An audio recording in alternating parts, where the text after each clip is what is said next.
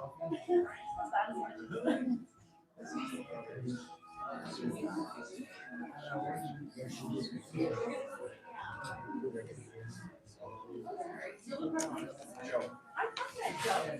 worked with Joe. With Cody. Cody, yeah, he came up and worked with me in DeFi like a decade ago. Just a short while.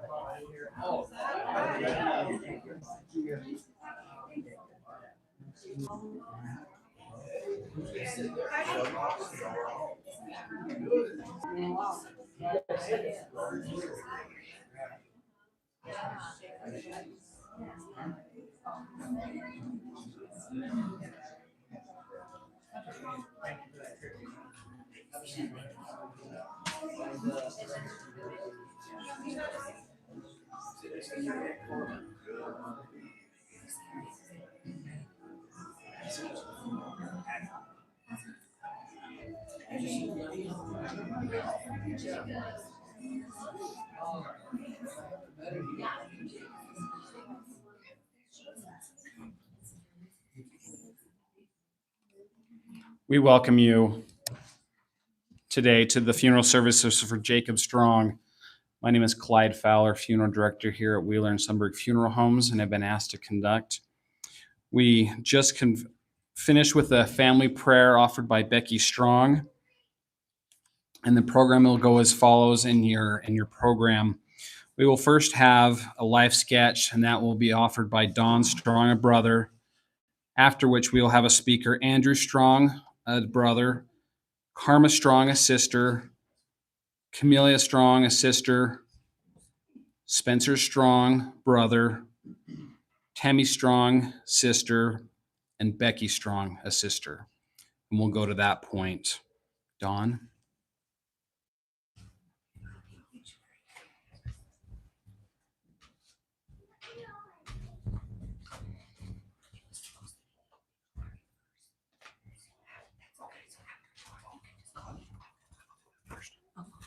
I'm so sorry. I made a slight error. Before Dawn comes up for the life sketch, we'll have the obituary, which will be read by Melanie Strong, sister-in-law.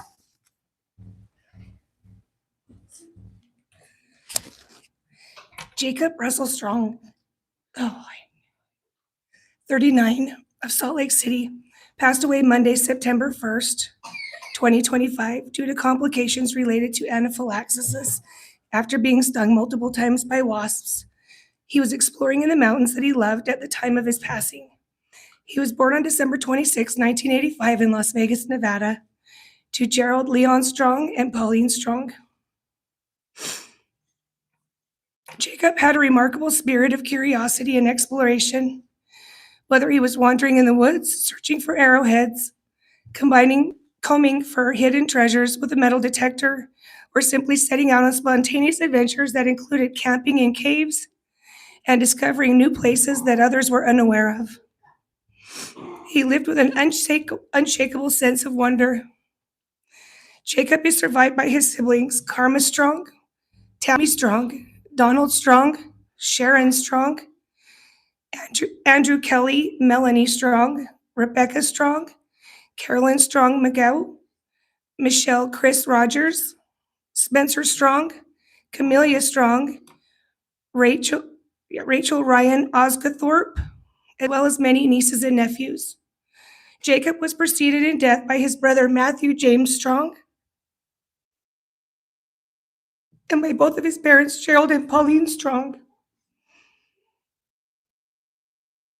I've known Jacob for 20 years. I'm married to Kelly, and he worked with us, so it's not going to be the same. Texting him every day for his hours, which he never would do, or calling him and saying, "Hey, I can't get a hold of your brother. Can you have him call me?" So I went to the shop yesterday, and it just wasn't the same without you, Jacob. We love you.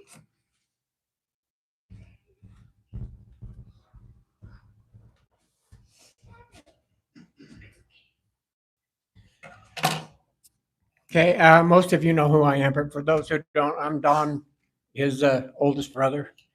And Jacob Russell Strong was born December 26, 1985, the day after Christmas, and he was 39 years old.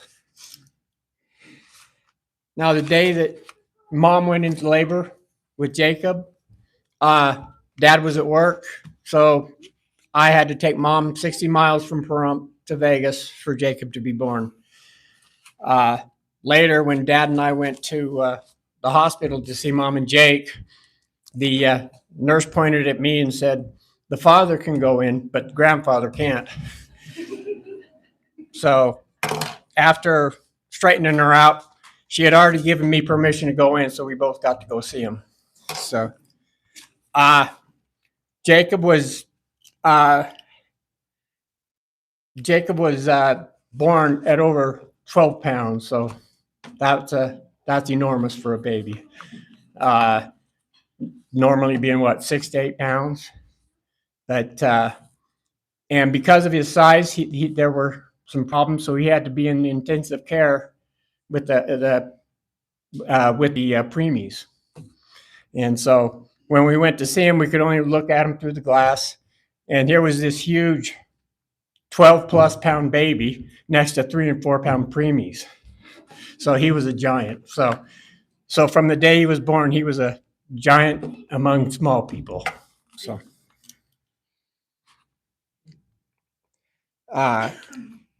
now Jacob was number 13 of he was the youngest, the baby of 13 living children.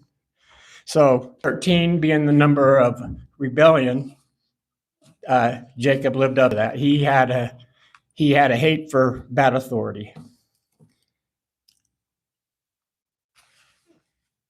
Also, he had a thing about fairness. I remember as a little toddler, if we tried to give him a smaller plate of food, he would scream and holler until he had just as much on his plate as everyone else. So there was no reasoning with him.